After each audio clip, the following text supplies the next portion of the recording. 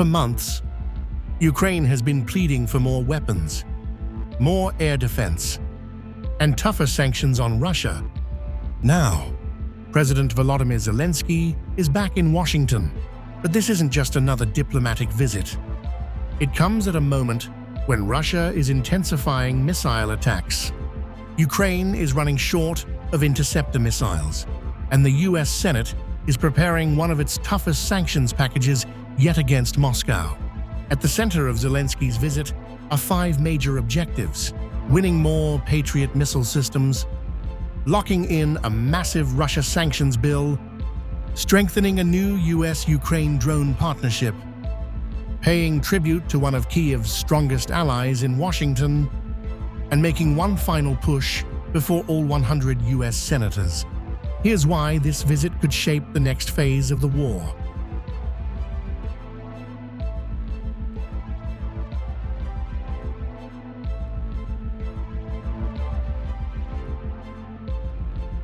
Officially, President Zelenskyy's trip is centered around the funeral of longtime Republican Senator Lindsey Graham. Graham was one of Ukraine's strongest supporters inside the US Congress.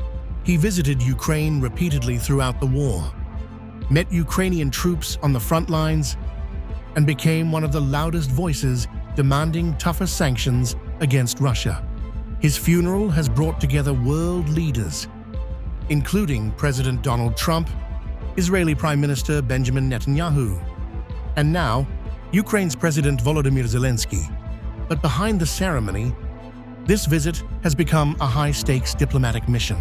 Ukraine's most urgent demand remains unchanged: Patriot air defense systems.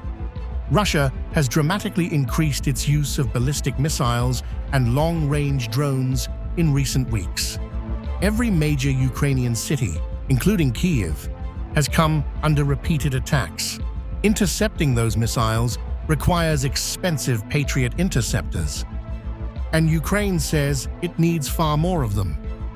Earlier this month, Zelenskyy and President Trump reached a political understanding to allow licensed production of Patriot systems inside Ukraine, a move designed to strengthen Ukraine's long-term air defense capabilities rather than relying entirely on foreign deliveries.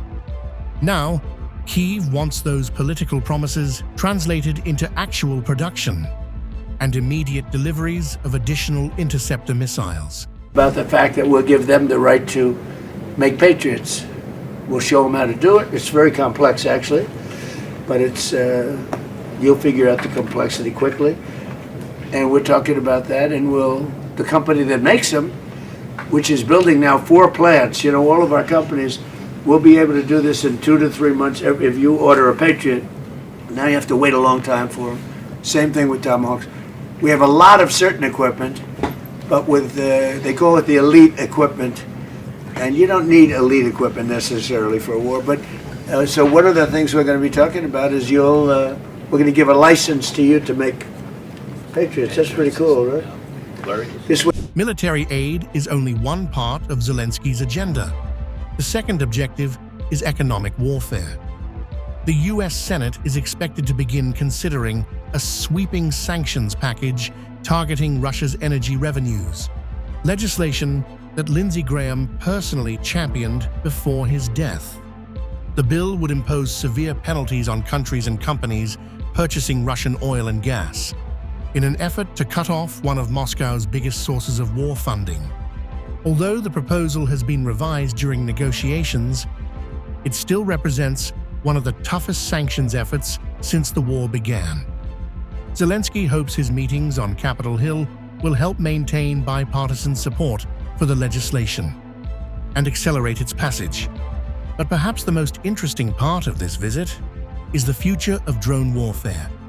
Ukraine has become one of the world's most experienced drone warfare powers.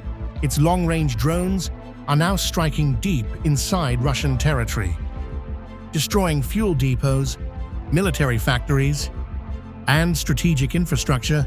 Earlier this month, Kyiv and Washington agreed in principle to cooperate on expanding drone production. The so-called drone deal would allow both countries to deepen cooperation in drone technology, manufacturing, and battlefield innovation. Ukraine gains access to greater industrial support. The United States gains real-time lessons from one of the world's most advanced drone battlefields. For Washington, the war in Ukraine has become a testing ground for the future of modern warfare. For Kyiv, it is another way to secure long-term military support.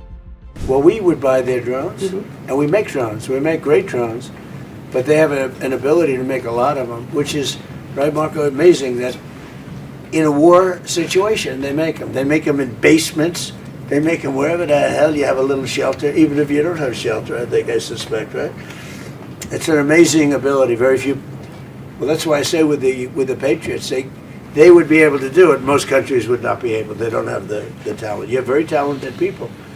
So, yeah, I think we're going to make that deal. One of the most significant moments of Zelensky's visit comes away from the cameras. He is expected to address all 100 members of the United States Senate. The timing is significant. Lawmakers are debating future military assistance, Russia sanctions, and America's broader strategy toward the war. For Zelensky, the message is expected to be straightforward. Ukraine needs more air defenses, more sanctions, more industrial cooperation, and continued bipartisan American support. His meetings with senators are also designed to ensure that Ukraine remains a priority despite growing crises elsewhere, including the Middle East and tensions involving Iran. So while this visit begins with a funeral, its real purpose is about the future of the war. Can Zelensky secure more Patriot missiles before Russia's next wave of attacks? Will Congress approve the toughest sanctions yet against Moscow? Can the emerging US-Ukraine drone partnership redefine modern warfare? And perhaps most importantly, can Ukraine keep Washington politically united after nearly 4.5 years of war? Because for Kyiv, every meeting in Washington today could influence what happens on the battlefield tomorrow.